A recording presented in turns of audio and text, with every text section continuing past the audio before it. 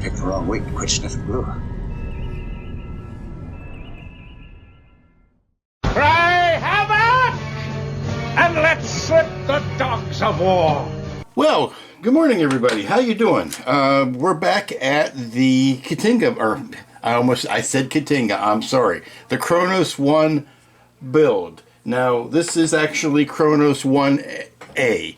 We'll call it Kronos 1A because having finished the one from last week, I'm getting ready to do what I'm calling the more elaborate lighting job that is going to be using the Tenacontrols circuit. Now, I will warn you in advance just in case you catch any stray glimpses of the board that this is in fact the Katinga board. That's why I had Katinga on the mind. This is a Katinga board. Ralph and I are kind of, well, he's asked me to be a guinea pig for him, to take his Katinga board and adapt it to work better with the Kronos One board, or the Kronos One kit. Now there's precious little difference in the two.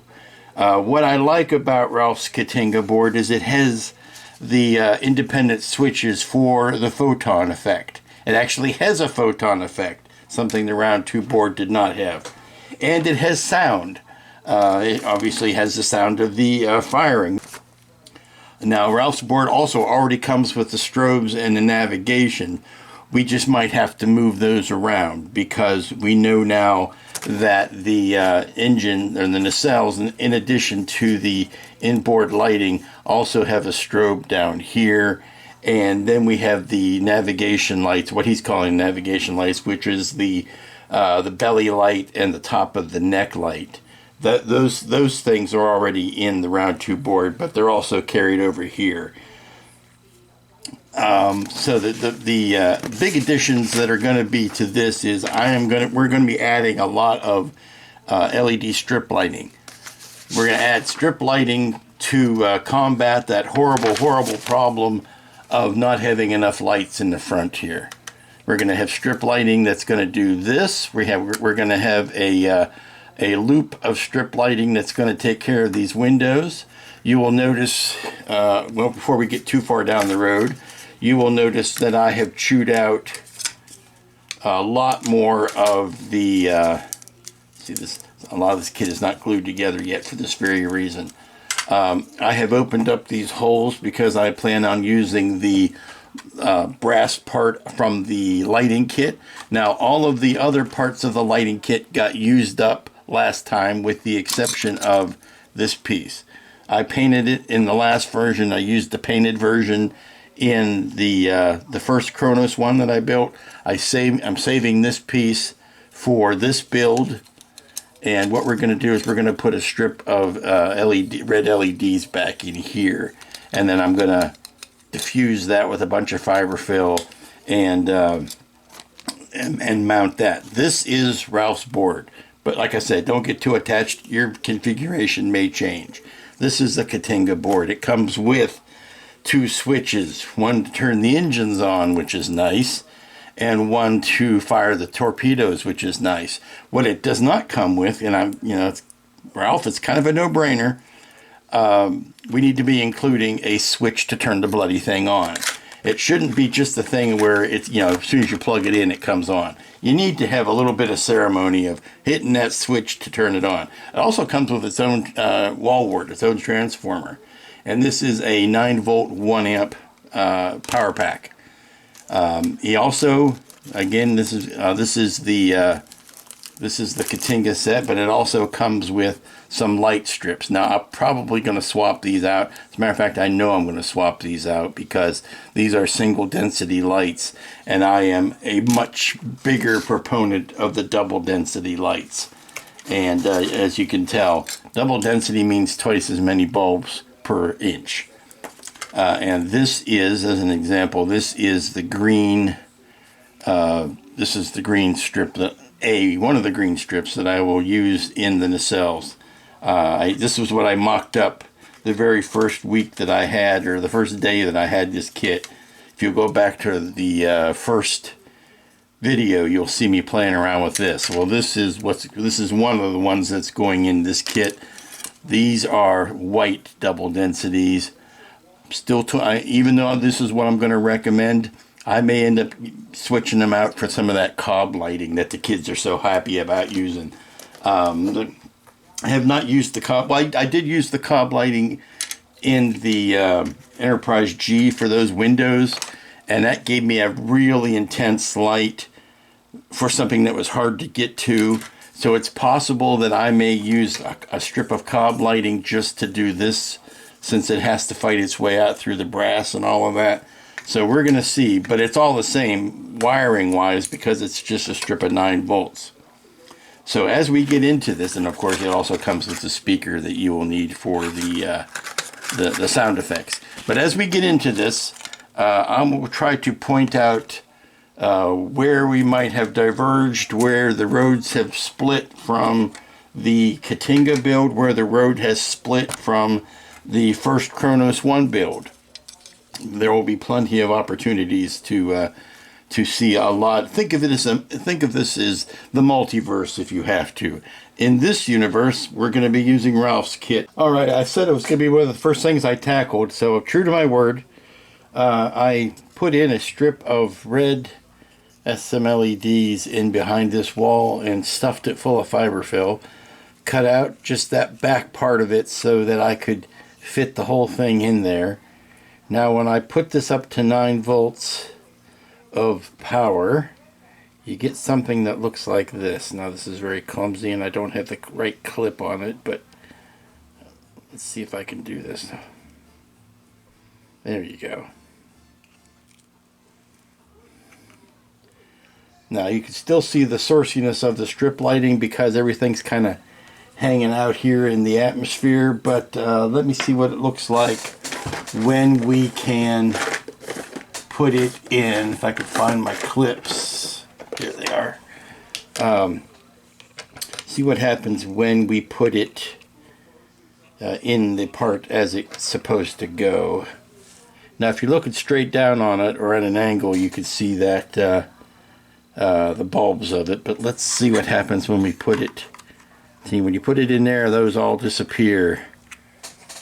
And you have this nice even light that you can't see a single bulb from. So that's great. We're going to go ahead and get that glued in to both sides here and close that up. Alright, I've moved on from the front lights. I've got this piece all glued in now and sanded and smoothed and ready for some paint. That's looking lovely. I'm going to take care of the back now. Unfortunately, I had already glued this piece together. That was part of the screw up I did last week, or 2 weeks ago now, where I was actually gluing pieces together that I still needed to get to in order to do the Ralph lighting. But I think I can work at this from the side. What I've done is I've taken yet another strip of, this is the high density cool white. And I'm going to make one strip of lighting in here do all of this. So do the job of two, what normally would have been 2 small 3mm white LEDs, and then this warm white that was in here.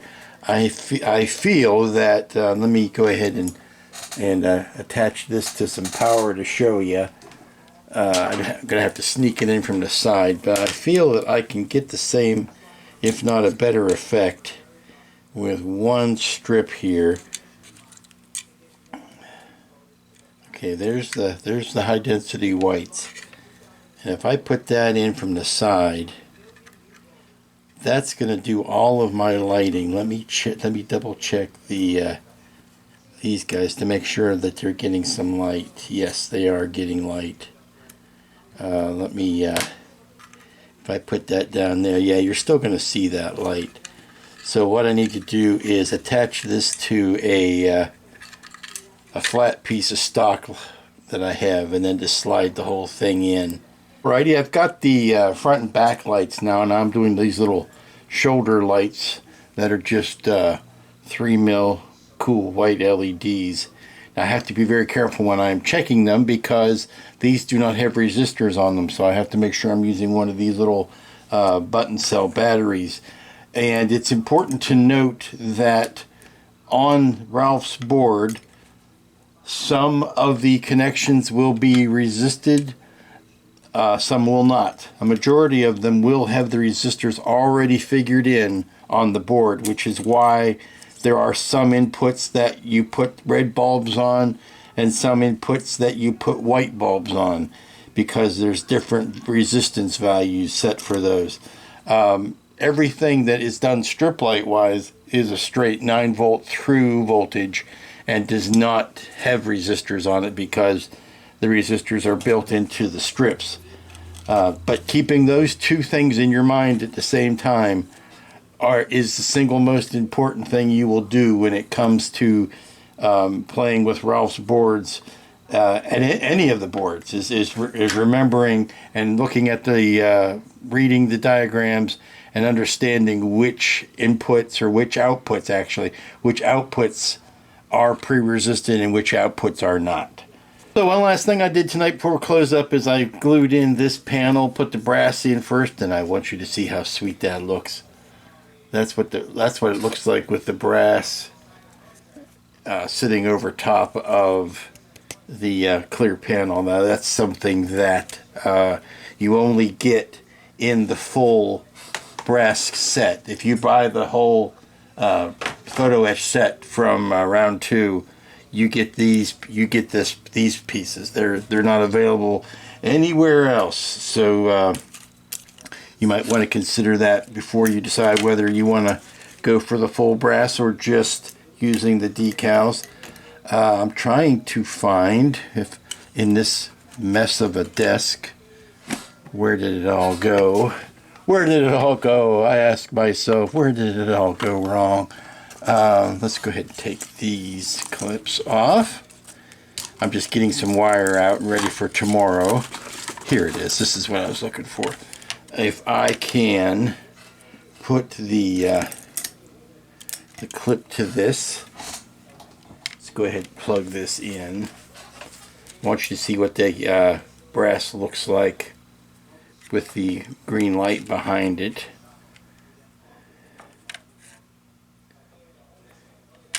This is the green light, and that's what the brass will look like.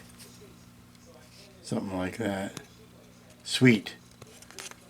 You don't get much more even lighting than that. So again, this is the green strip lighting. Ralph includes this wonderful bit of ribbon cable, and the reason I am not using the wonderful bit of ribbon cable is that it's all the same color.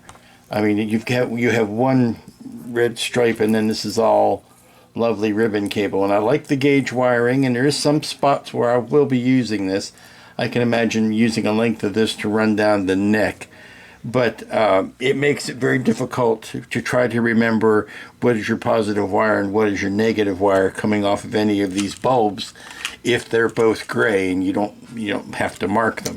I still have a ton of this Cat 6 wiring that I love. What I like especially about it is it comes nice and bundled up like this, but we've got it comes twisted with like colors. Like this is a blue and white strand, but if you look carefully, you'll see the white has a tiny blue stripe in it.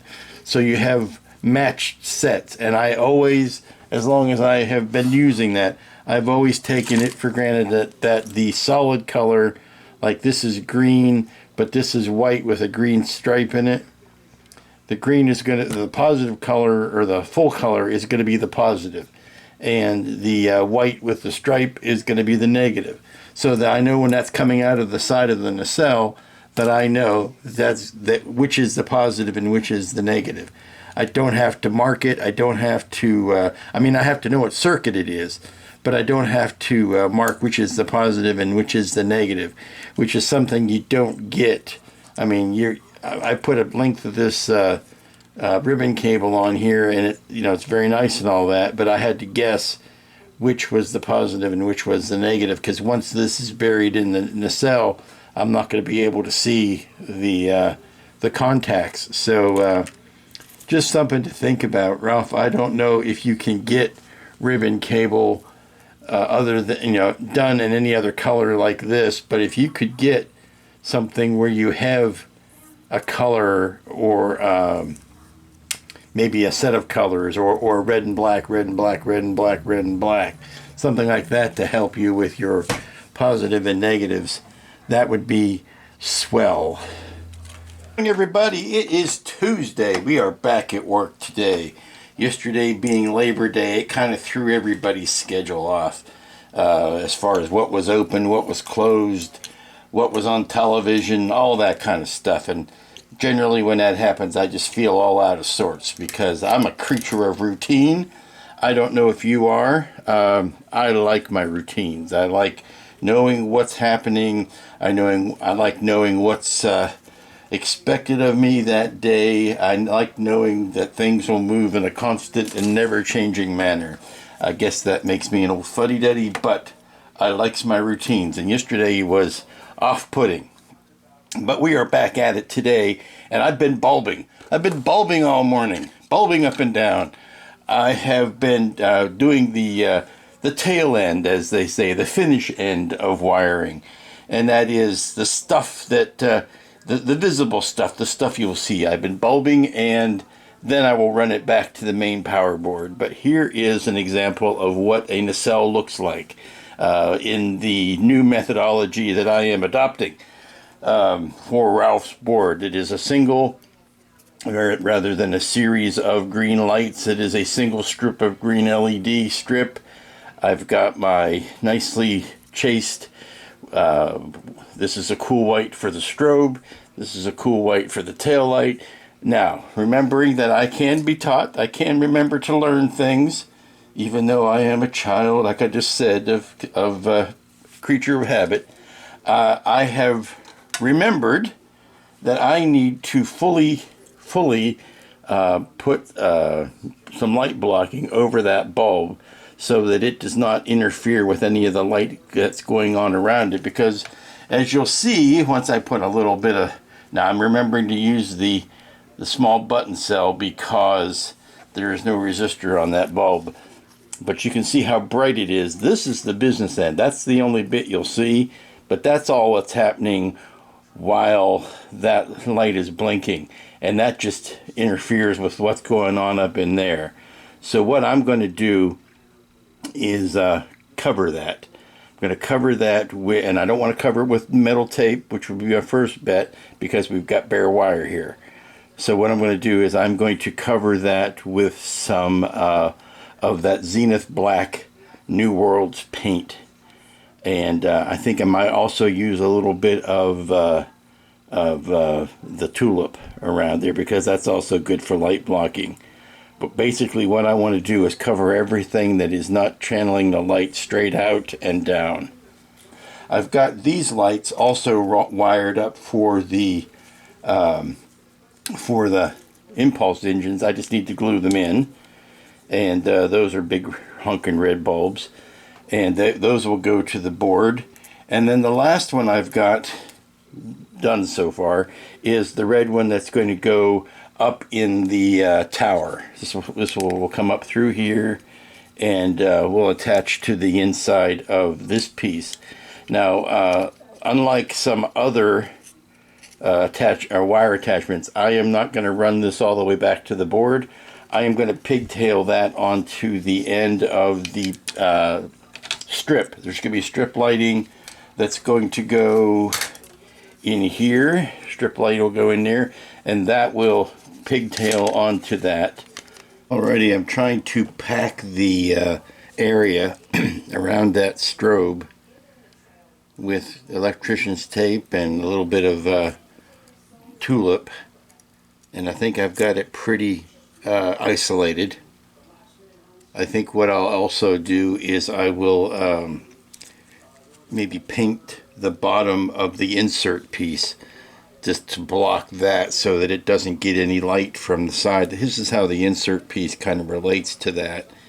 Goes in like that. Well, easier if you have both sides there. But you see how they kind of minimize it by making it narrower at the bottom. So they're helping you out, but it doesn't do exactly all that it needs to do. But it's meant to pick up the green ambient light from here. Sorry, on camera. The green ambient light from here to light that front. We just need to isolate it from this flashing white light here. Okay, I'm taking you over to the computer to show you this diagram because it's going to be so much easier to do this than to show it to you in real life because it's going to be fiddly and small. This is what the photon torpedo mini circuit needs to look like. It is basically one bulb, one LED in front of another LED.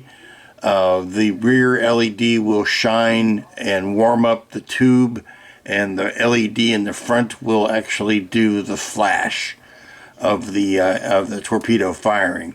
They have a common negative output. They both go to a common negative wire, but they go to two different circuits or two different wires on the on Ralph's board.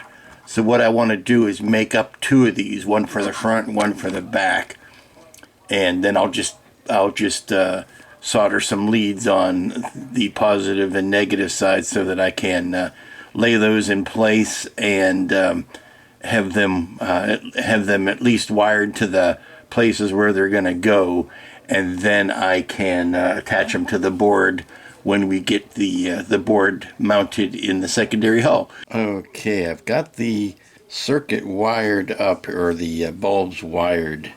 How well you can see that. That's why I wanted to do the diagram. What we have is one bulb above the other. Maybe I can do that. That'll help. Yeah. One bulb in front of the other. And when you hit the circuit, as I understand it, the bulb behind it will ramp up in color. And then, see if I can do this dramatically on camera.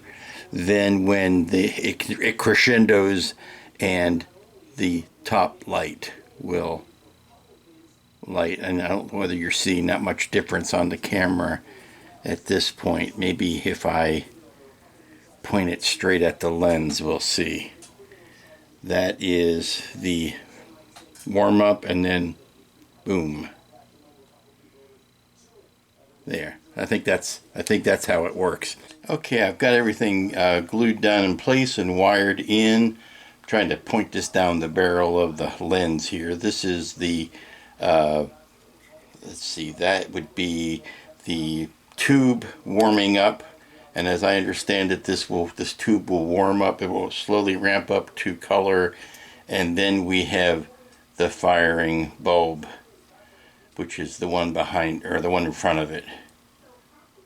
And I'm doing all of this off of a button battery. I don't know until we fire the whole thing up. It will probably be higher voltage coming off of the board, which means it'll probably be brighter than that. So I did use, in this instance, I did use ribbon cable because I needed to have 3 wires together ganged up, not just 2 like I would for any other circuits. So we got 3 wires. The red strip is the ground common wire, and the other 2 I've got marked out here that will allow for the inner and outer battery or lights to fire. I also put a piece of light blocking tape over the clear part so that orange doesn't contaminate any of the other windows when it goes to fire. Okay, and like we did with the one on the front, we've got the rear torpedo, and we'll do the firing. There's the second bulb. My attention's to the bulb head now. I like this. I don't know how practical it's going to be, but I wanted to at least chase this rabbit down to see. I have got to get these wires out of the way. They're starting to get too gangly. We've got the headpiece here, And basically what it is I've got an insert that I've made to fit inside here. I will put strip lighting around the outside to shine out, which will also catch the side windows and the front. I'm afraid it's going to make the corners a little weak on the lighting, but we're going to see how that goes. And it's also going to extend down below, and there's going to be another strip going around this side that's going to do all of my lower window lighting. And the reason it sticks down so far is that it actually goes down to the bottom of the spoon and kind of bottoms out. You can see how it goes around the phaser tube, or the photon torpedo tube, and also kind of helps segregate the lighting from that as well. So I'm thinking of something like that, and wrap a string of lights around there, a string of lights around there. I think that's going to work. Okay, here's a very hopeful sign. That's the cob lighting in the bottom hull. Now, those holes have been embiggened. I made them larger so that the photo etch could go over it, but we are definitely seeing a whole lot more light than we did with the pathetic stock light kit. So I got to button up some light leaks, but that's one strip of cob lighting. That is not the that's not this stuff. That's the really bright stuff. And I think another strip of that around the top will do. Can you believe all that lighting, friends? That is a strip of cob lighting here, a strip of cob lighting at the top, and then this last LED sticking up through the middle. Now that is one strand of 9-volt full power, no circuit board, no nothing. And there is an input on Ralph's board for this connection, so this will still go back and hook into Ralph's board. But that is just a chunk of cob lighting. Now I have not, let me see what these side lights look like. I've taken the vinyl off of the inside of those. I want to see what one looks like on the outside. Oh, that's going to be graciously bright. That's going to be graciously bright, and I can even see painting over. I need to do one more pass of light blocking on that. But getting these corner pieces in, I mistakenly glued that part down. If I had not glued that part down, this would be a lot easier to do, because this actually has to go up underneath it and then be attached. So right now I'm ready to throw a bunch of glue at this and light blocking and seal it up and paint some of that black paint over some light leak areas, some seams and cracks and that kind of stuff, and then we will be in a very good place. I need to figure out whether or not I can use the existing pipe that comes with the stand. Whether I don't know exactly how many wires are going to have to go down there yet. If I can use that, I certainly will, even if I end up putting this dome on a thicker base, because I like these domes, I really do. Unfortunately, I might have to reserve it and use it on another kit if I can't use it here, but I like the way these work. I like the way they're fit, I like the way they're engineered and everything. But if I can't stick more than a couple pieces of wire down there, let me just take a for instance here. I've got, let's see, let's say there's two there. Hush you. Let's say there's two there, and I'm just grabbing some scrap wire here. And we do a third one. Okay, let's say we can get 6 wires down that pipe. That's about it. So if I only have 6 wires to spend, what 6 wires will those be? Well, I need 2 wires for the speaker. I need 2 wires for the power. I need 2 wires for each of the 2 switches, so I'm already up to 8. I don't see how that's going to happen. The only way I can think of is by either, pardon my alliteration, it's the end of the day. I could either use thinner wire to get more of them down there. I could use a piece of pipe that is the same outer diameter but a thinner wall. I could use that to maybe get more wiring down. Or I can say, well, basically I've got the choice of thinner wire, or I have to put a wider pole on it. Well, yesterday, if you'll recall, I mean, it was yesterday for me, it was just a few minutes ago for you, I was pondering the different ways of handling the base and the post and the number of wires that can go up and down inside that post. And I was pondering the idea of perhaps leaving the speaker in the body of the ship to eliminate the need to take 2 more wires down this post. And I said, well, you know, there's 2 ways to get around that. You drill a bigger hole to make a thicker post, or you find a post that is the same height but has a thinner wall. That's what I have done. I've got brass pipe here that I got from when I was making the Enterprise kits. And, you know, I was buying like, I think I got like the size I thought I needed, and then 1 size above and 1 size below, just to bracket myself so that because you're always going to use it, but you want to make sure that you don't have to make another trip. Well, that's how it turned out. So this pipe here, this piece of brass tubing, fits wonderfully into the base. It's a little small. It's a little undersized for the hole, but only just tiny. Actually, in this case, it fits better than the post does, because for some strange reason, this post that I just lost, had here a second ago, the post that comes with the kit, here it is a little oversized. You got to drill that hole out to make the post fit snugly. I mean, it's a thing to do, but you can do it. But I think it's also a little over engineered for what we need. The ship isn't that heavy that we need this, intensive post. I mean, I'm glad they didn't give you a solid one. At least they were thinking to make something work. But what I'm going to do is I'm going to substitute that with this. And there's 2 things about that. One thing is I can get a full 8 wires.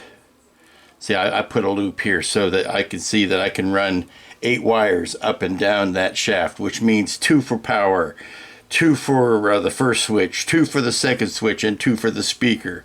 That is going to be my 8 wires. I am in great shape. I can run everything out of the base that I need to run out, so I can sit this on something else that I can mount a speaker to. Or maybe I can even think of mounting the speaker inside the base here. I'll have to see if that will fit. Probably won't. But whereas this is a kind of a little bit loose, like I said, what I can do is take another piece of brass that is just genetically modified enough, or engineered, to be telescoping inside of that brass. And what I'll do is I'll make a sleeve that will go like that. That will take up the extra slack and actually make that post stronger by adding another layer of brass all around it. Let me draw it up here. It's basically going to have a brass pipe that's going to end up looking like this. Brass pipe. It's going to end up looking like that, with the one in the center being the one that's we're running the wire up, and then that'll be a sleeve over top of it. And that will give me extra strength, extra bulk. It'll give me more glue surface to put that into the post. But I think that's going to solve all of my problems. So I just need to cut this to length, and I need to drill out a hole here at the top to let the wiring through, and here at the bottom to let the wiring through. We've got the base stand kind kind of sorted. I have found some way to even improve it a little bit more, and that is I found a piece of plastic styrene tubing that I can dress up to go over top of that brass and makes it look a little bit thicker, and I can paint this and it'll paint a lot easier. I can paint it black and it'll disappear as opposed to this brass, which painting on the metal you can do certainly, but it's sometimes it's a little twitchier. But right now I'm going to basically glue all this together. I'm going to put a little drop of CA that will keep the inner tube and the outer tube in the right orientation to each other, so that the gaps are consistent and the same and all of that kind of stuff. And since it's liquid, it will just run down inside there and seize that right up, and then I will do the same, just a little bit of that, and we can start running our wiring. Alrighty, I have my base with all of my components installed. Speaker, power. Now the power jack will come in, actually I've got that in backwards, it needs to point this way. Wire comes in from the side and plugs in. That just keeps it neat and clean for when I don't need, when I don't have it powered up. Yeah, let me take this out. Okay, that should be pointing this way. There. So the plug plugs in there. We have speaker here, which is not glued in yet. We've got the loveliest of little on-off switches. Beauty. Lovely little on-off switch. And then the two momentary switches that we will need. One for the one for the photons, of course, and the other one is for the engine switch and photon switch. And that's always tricky. This is always tricky when you're trying to put things in a dome, because you have to you can't just put something all the way out here. You have to allow for the depth of the switch itself, which kind of pushes everything up towards the center. And thank you again, Phil, for the lovely sonic saver, because it made short work of removing that rib right there so that I could put the speaker in. And I will put some epoxy around that to hold it in place, maybe give it a bit of a gasket effect, to smoosh it down into some epoxy, and then we'll wire all this up and get ready to feed the wires up through the tube to get to the which is this tube right here, to get to the underside. I just took a second to run out to the mail and see what might be in store for me today. And I got a lovely little package from the Master Builder, the True Master Builder. That is Bill Kraus. Now I was lucky enough to do some work for Bill. I could help him out on his Enterprise build by getting him some masking, some templates for his pattern.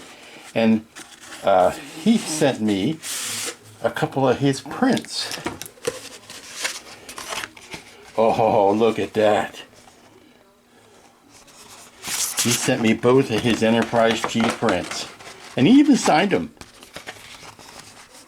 These are going to go in a very prominent place in my house. I'm going to go find some frames, because I don't want these to get, I'm going to put them back in the tube. I don't want them to get messed up. But I'm going to go find some frames and give these a special point of pride place in the house somewhere. I'm going to make room for this. Thank you again very much, Bill. It was my honor to be able to help you out, and even a nicer honor to get these lovely prints from you. Thank you. Okay, well, I've kind of cleared the decks here a bit. It may look like it's still messy, but trust me, it's a lot cleaner than it was a minute ago. I've got a little bit of painting to do left, and that is touching up the tan here, where I've had to eradicate that when I was cleaning the seams on the nacelles, and I sanded and regrayed over top of those.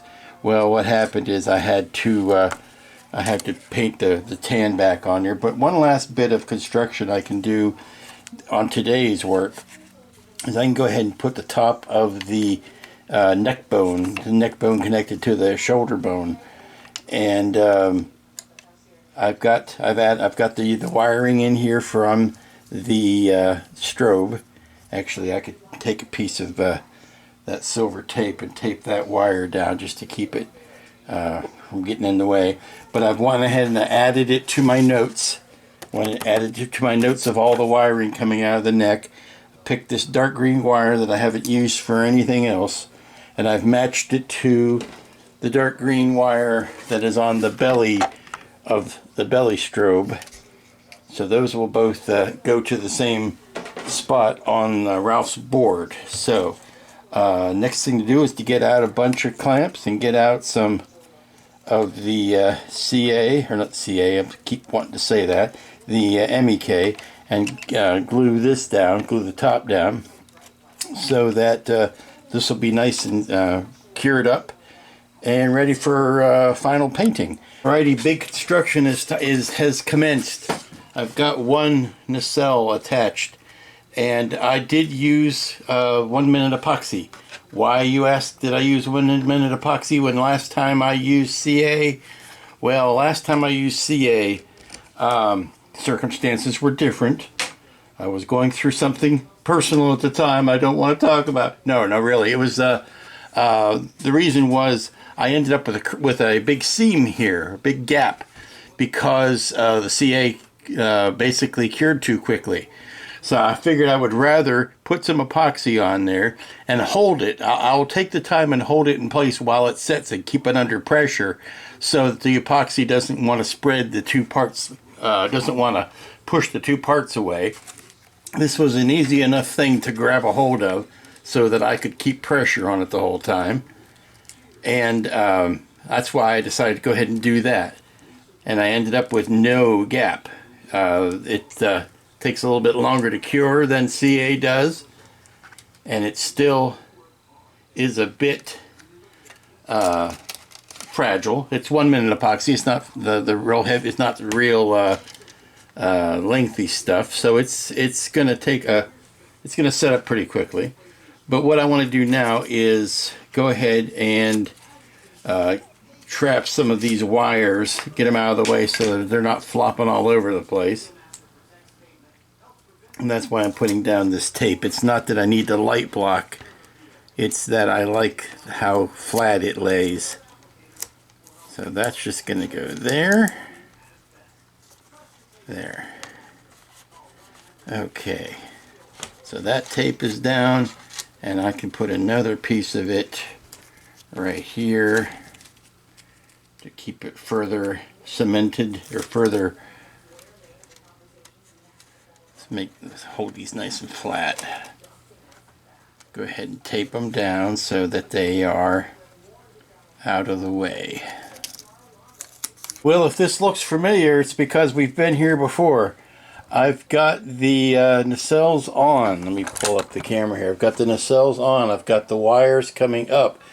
My current debate with myself is whether or not I should join these together and then just put one set of pigtail to come up to go into the box where the wiring is going to be. I think that's going to turn into a bird's nest pretty rapidly. And if I could keep some wire down here and condense what's going into the tub, I think we'll be in much happier place. Okay, in another instance of second time better, I am also going to take care of some stuff that happened. I noticed it more when it was too late last time, and that is some of these holes up the front here. I'm going to go ahead and block them from the inside. I'm just taking some of the JB Weld, or the steel stick. I'm just closing up some of these holes so that they won't be such a nuisance from the outside.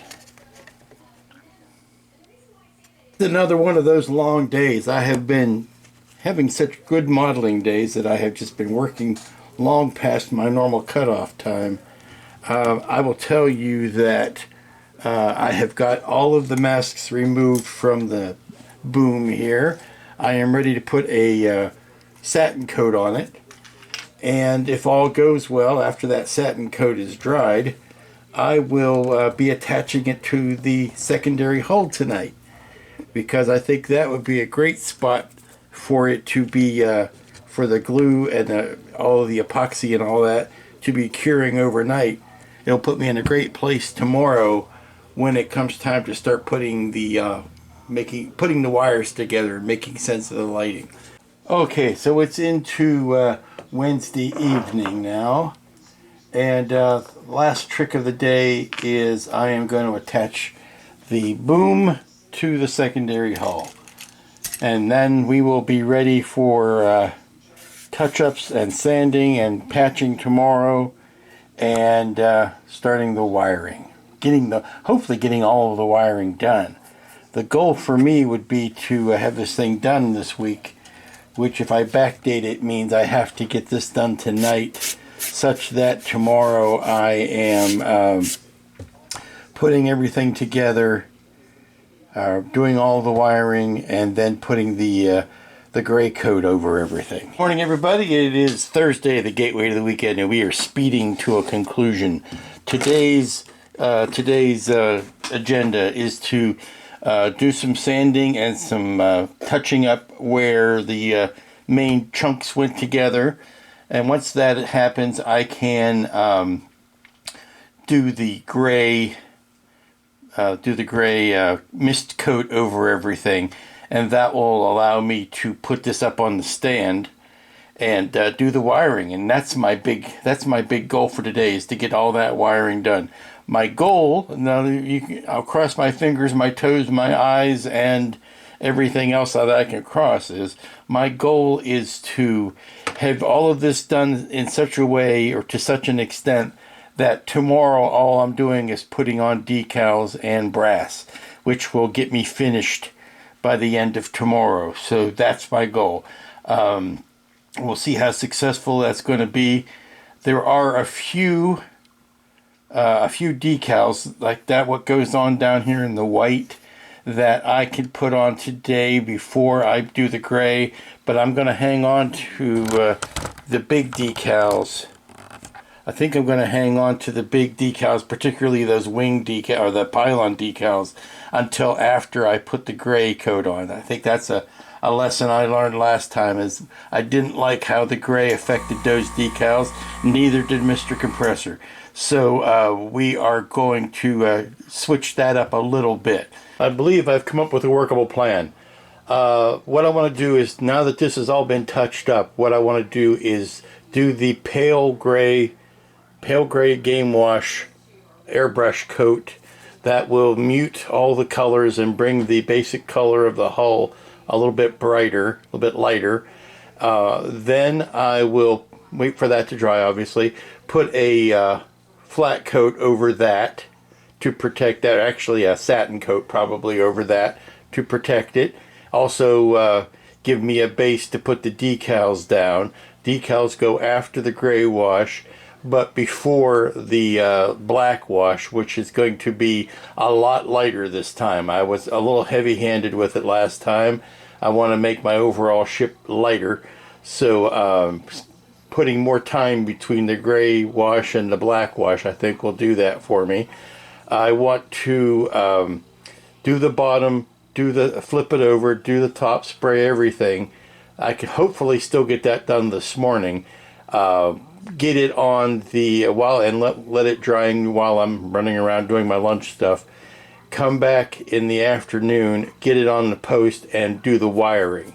If I can do all of that today and get it to the point where I could even start decaling tonight, that would be tremendous. But we're going to see how it goes. I think putting the decals on after the gray wash coat is going to help me not have the same problem with it closing up some of the detailing on the decals like it did last time. All right, I got the bottom sprayed with the gray wash, and this is very much where I think we took a left turn, or at least a detour on the last go round. I really like this look, and I think I ended up going too dark with it, so I'm going to try to keep as much of this as possible.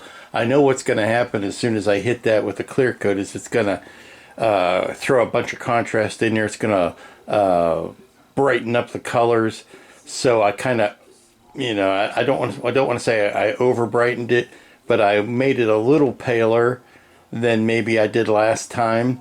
We're gonna let this dry for, oh, I don't know, 20 minutes. Flip it over, do the top, and then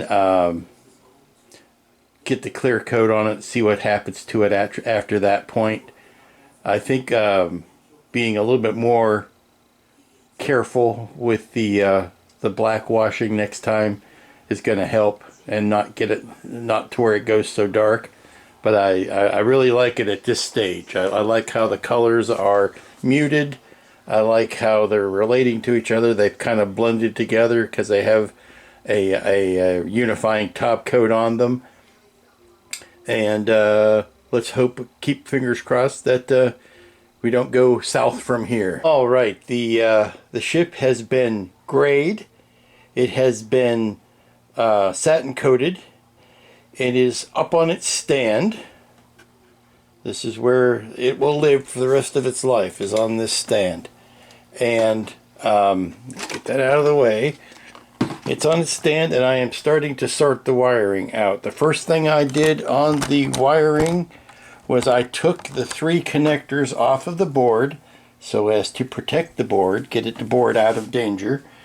And then I went through the 3 different connecting bundles that go on that board, and I snipped off the wires that we will not be using, because you don't use every wire on every board. And that's just the way it's programmed. So getting rid of those, getting them out of the way, that makes life a lot easier. Here's number 1, we lost 2 wires on it. Number 2, you can see we lost some wires off of that. And number 3, we also lost some wires. Now, a huge chunk of these, and I mean an absolutely huge chunk of everything that happens here, is going to one common ground. So what I'm going to try to do is make a common ground out of this piece of copper. And what I'd like to do is bring the ground that's coming up from the power, attach it to this, and then lay that down, and then run every wire to this, so that I'm not going to end up with a big fat bundle of wires all soldered together. I'd rather pick a spot and just solder them individually to this board. I don't know if that's going to be feasible. It's an idea I've been tinkering with. It's a bus bar of sorts, but we're going to see how practical that's going to be. The reason I'm starting here in the back is because I want to clear out a spot for this board to lay. So these are the impulse engines. These 2 go to that bus board, and this is the rear photon, and then these 2 go to the black of number 2. What I'm going to do is just start attaching things to how they go here, and then I'm plugging it, and then plugging it into the board. Okay, I'm back from dinner. Lovely dinner. Always good to have a home-cooked meal. Almost ready to fire this thing up. I've got 2 of the 3 connectors. I'm going by the book, going by the chart. I've got 2 of them done. I'm ready for the 3rd and final connector, and getting that all hooked up. And it seems to be largely, it's these guys, seems to be largely the torpedoes. Everything else seems to be accounted for. This is working. I don't, it's not pretty, but it seems to be working. All of my grounds are going to that. So let me put the last one in, plug these into the board, and see if it blows up or if it works. Okay, I must tell you, I have mixed news. We are 95% there.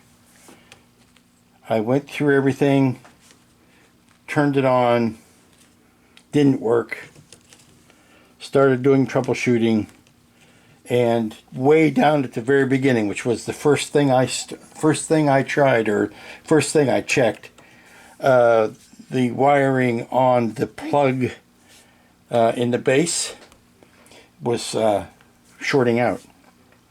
The two terminals were too close to each other, and there was a stray wire that was touching both terminals, so therefore no power was getting to the board, and fixing that was a great relief. And Then I went through the rest of the build, looking at everything, and with the exception of one measly bulb, one stinking bulb, everything is working. I'll walk you around. Let me turn off this light. It might not turn back on. My lamp has been acting Ouija lately, so I'm not going to turn that on. But what happens when I push the button? Everything comes on. Now, you will see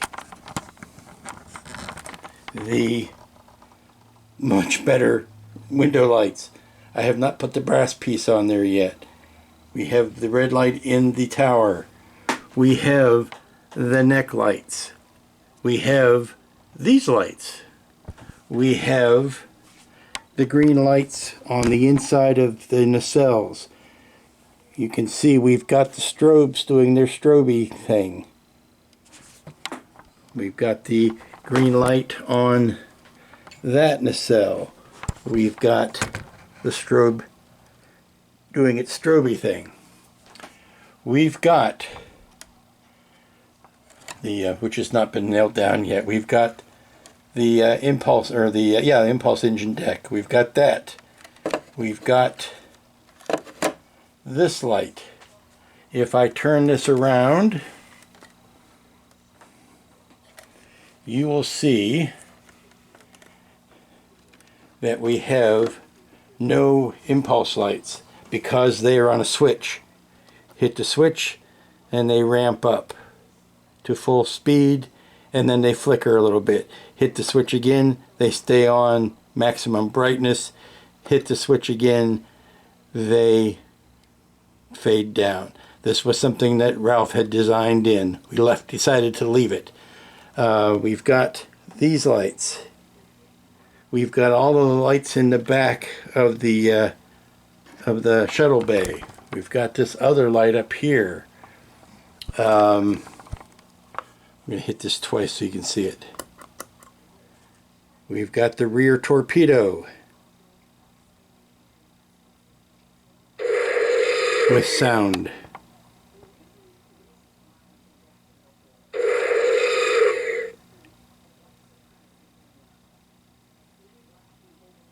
And then it fades back down. If we, we've got the belly, if you can see that. The belly nav light is on, and it's bellying and navving. We have, I'll turn it around and show you the front torpedoes. Same basic effect. Hit the button once, inner tube ramps up, and then it fires 3.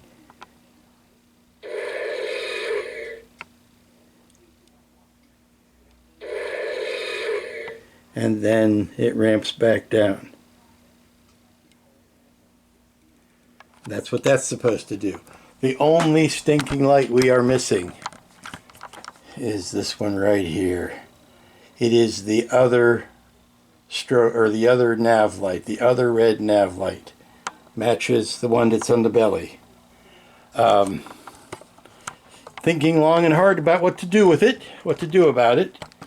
The agonizing thing is that it is right there. It is so easy to get to. I hear the 2 wires that it is not that go to it, that are not cooperating. I don't know whether the bulb has burned out, whether I had done something to short that out, or what. But when I put power to it, it does not light up. And I checked the voltage, make sure I was my voltage was right, or the polarity was right. That's not working. So my choice is to go without it or to change it. Now, in the olden days, I would not dream of trying to cut in there and get rid of that thing. But now that I have that trusty sonic saber, I'm thinking I could cut out this pyramid. Where's my pen? If I cut out this pyramid along here, and along there, I can probably more than likely pull out that bulb, replace it, see what the deal is with it, and then we'll go on our merry way. It's just a red 3mm. I know I've got more of those laying around. So I'm going to get the sonic saber out, and we're going to do a little surgery, little neck surgery. So we're going to shut this off. I am going to leave the soldering iron plugged in. No, actually I can unplug it because it heats back up really quickly. So we're going to unplug that. I'm going to go get the sonic saber. We're going to cut this out, and we're going to see what is what. It really is just this simple. I've got the first 2 cuts made. Like I said, luckily there are seam lines, or not seam lines, but demarcation lines here that, or panel lines, or whatever you want to call it, body plate lines that will hide this.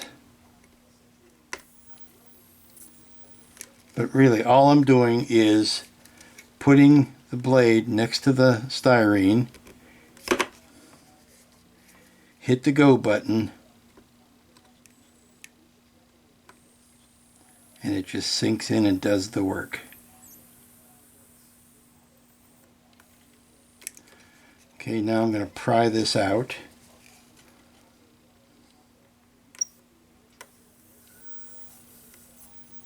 See what the deal is.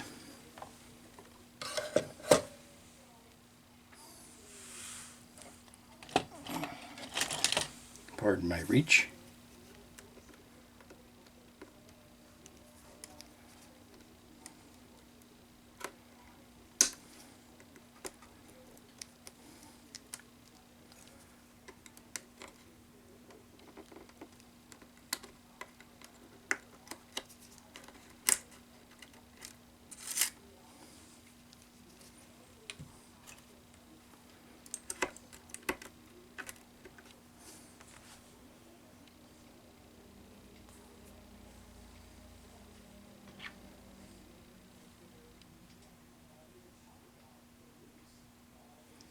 And we can see that it is well and truly dead. Okay, I've cut out the offending bulb, and the bulb was good and truly dead. I've gotten another one that I have checked, triple checked, made sure it is working. So I'm actually going to reuse the same wiring. So let's see how it goes. Oh, I also had to put in some studs behind that hole so that I have something for the plug to rest on when I go to glue it back in. Okay, because I am no fool, I soldered it in, and I am making sure that it works before I put it back in place. But you can see that it is doing what it's supposed to do. It is matching. You can see the glow down here. It is matching the one on the belly, and all I need to do is fish it through that hole, pull it up, and glue it to the underside of the pyramid piece, which is gone missing. Where is it? There it is. Glue it to the underside of that, pop that back down in place, glue it and screw it, and otherwise tattoo it, and everything is yay and happy. And that's how I'll walk away and slowly open up a bottle of my favorite beverage and celebrate the win. Well, believe it or not, it's in. Not all that bright, but it does the job, which is also going to be on my tombstone. I think what I'd like to do, rather than gluing that in, is I'm just going to put a ring of black tulip around it, kind of set it into that the black tulip. That way, if I ever need to pry that back out, I will be able to, since the tulip is not like a permanent adhesive like a CA or an epoxy. The tulip will allow me to, well, it'll act like a PVA glue. It'll allow me to hold it down in place, but then pry it out if I need to. Morning, everybody. It's Friday. It's the last work day of the week. I don't know if this will be the last work day on this Katenga. I almost said Get it out of your mind. It is the Kronos One. I don't know if it'll be the last day because things are taking longer than they probably should. I am putting brass down, and here is my mission statement. Here's what I have learned. Here is what I am practicing. If it is at all possible, with my meager skill levels, I am using the actual brass from the brass set. If it is not, I am using the decal. I think they both work interchangeably well. I really love the brass for what it's doing in some places, but if there's, well, I've bent one. Here's the thing. I have bent this one here. I'm going to try to zoom in because I don't want to move this guy around too much. See that one on the neck? That went down beautifully. I pre-rolled that, and I formed it over a piece of PVC tubing. I used this PVC pipe that I had left over, and I just formed it over that and kind of heated it up. I heated it with a lighter, held it with a pair of pliers, heated it up with a lighter, got it a little bit more malleable, and then rolled it over that to kind of give it a form.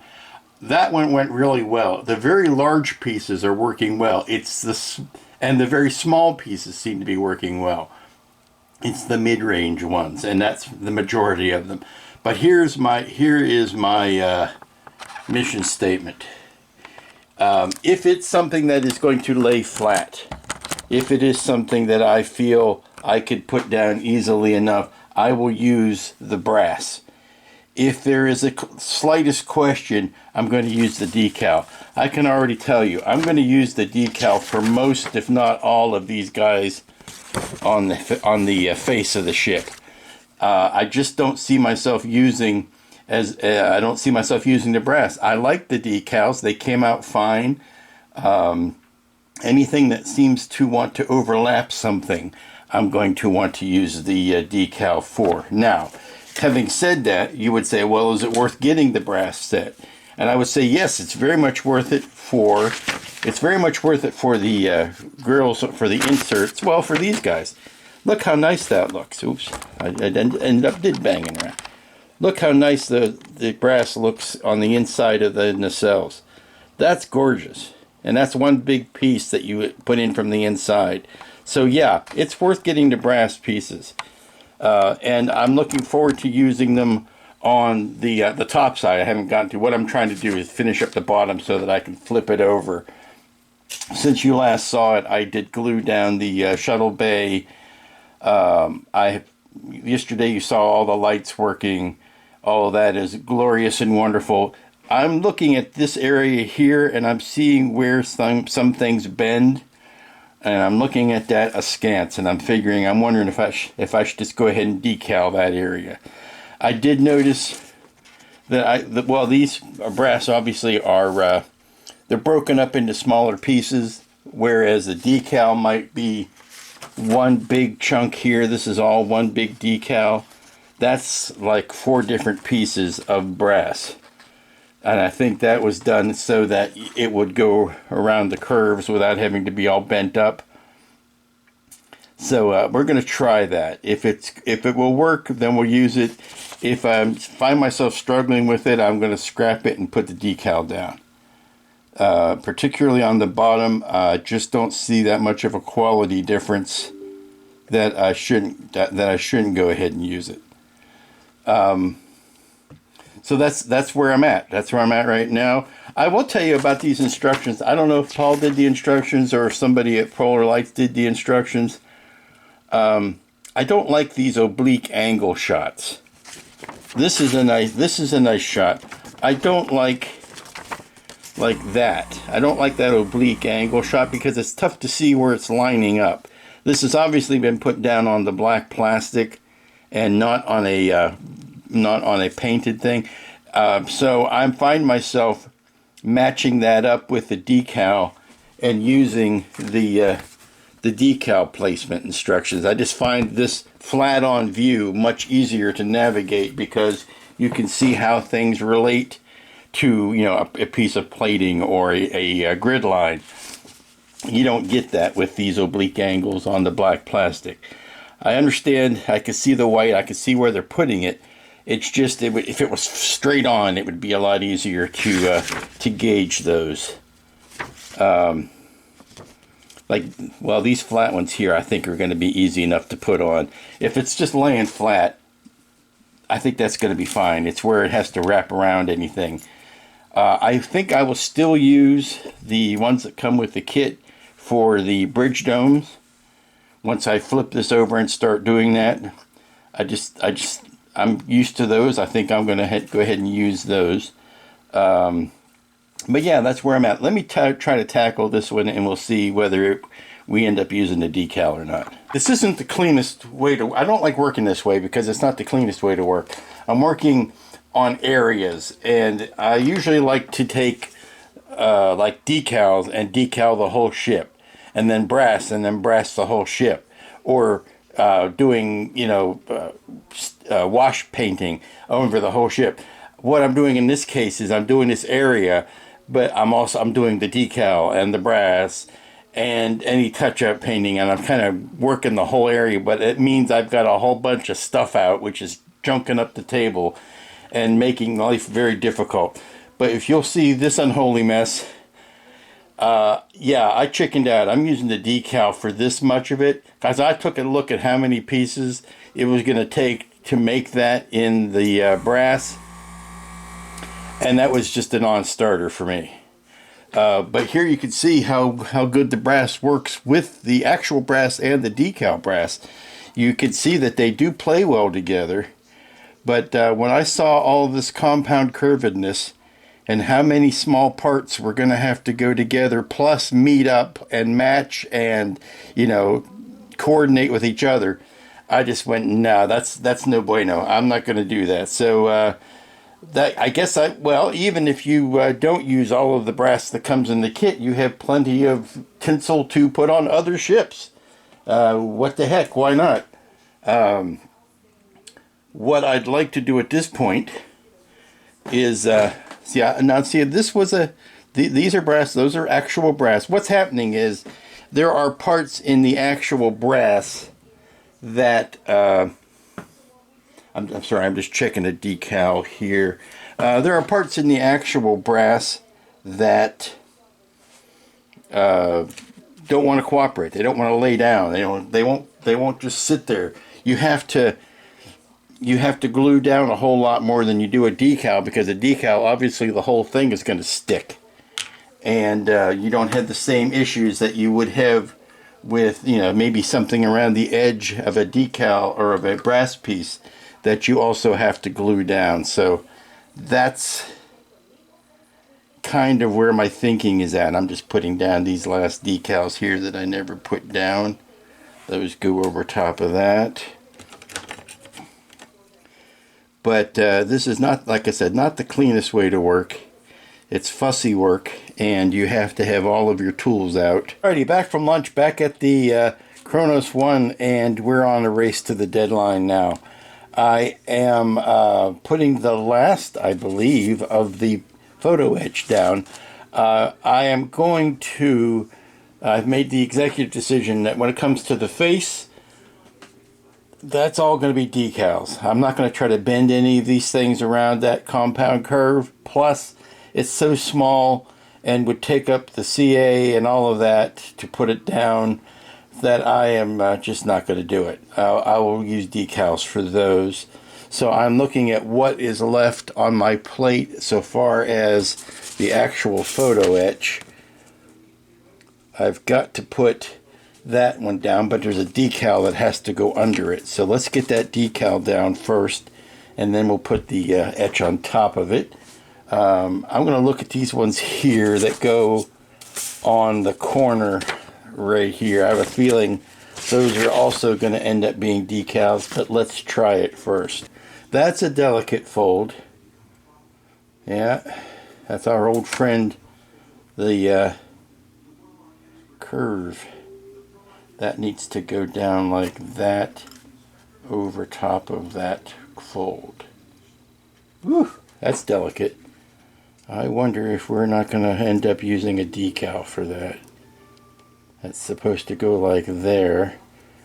Now, if we set that down, this is the danger I've been running into with all of these, is that you set it down, you kind of touch a little bit of CA to it, and then put a little kicker on top of that to fill it in. So, let's get these last bits done and then we'll reassess. Okay, I run into a roadblock, and that is I need to have this brass piece put on and then the subsequent decal put on before I can finish any of these face brass decals. So I think for my last act today, I will not get those decals on, but I will put that brass strip around, and that will close out the week, and we will pick this up for a fraction of next week. Okay, the great experiment has started. Hit the bullseye with this because this is the piece that has to be lined up. It's that center window light. That has to work. The rest of it just kind of wraps around, and we're just going to work one side, come back and work the other side. Well, this is agonizing. This is agony. I am so close to finishing this. So close.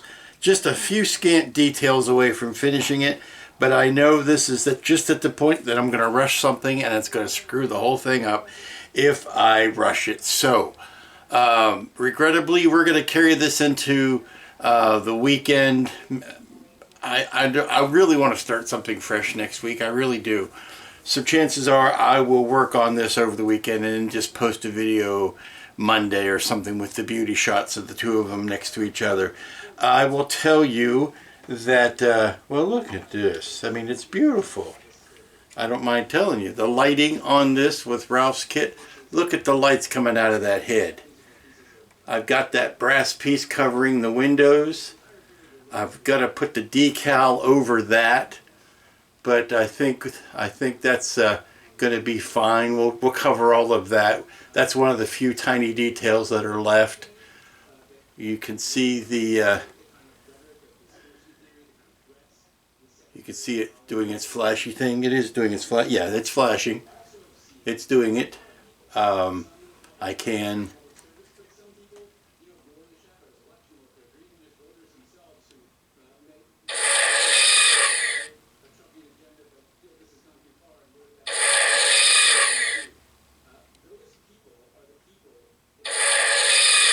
And then it will ramp back down, fade back down to nothing.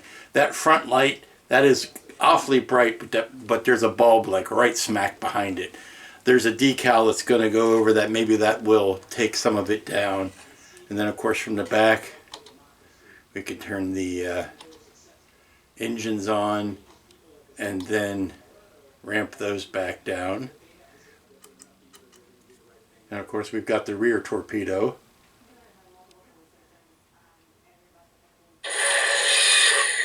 And I think that only fires twice.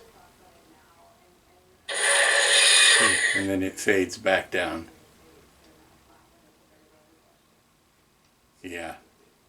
And then, it's a small thing, but it's important to me.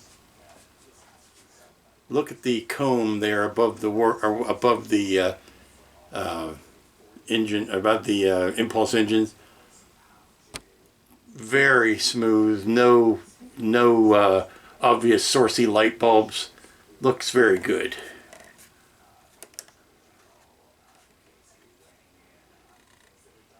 I'm seeing some light leaks underneath the fins here on the side. I think that's because this was not designed to sit down over top of that, because it was designed to be removable. So I think we're probably going to have to pack some epoxy sculpt or something up in there to take care of that. It is very well glued down. So yeah, to fill in that gap, we're going to have to do some surgery, or some cosmetic surgery, shall we say. So until the next report, which will be the last one, y'all be good, be safe, be smart, be back next week. I'd give real money if he'd shut up.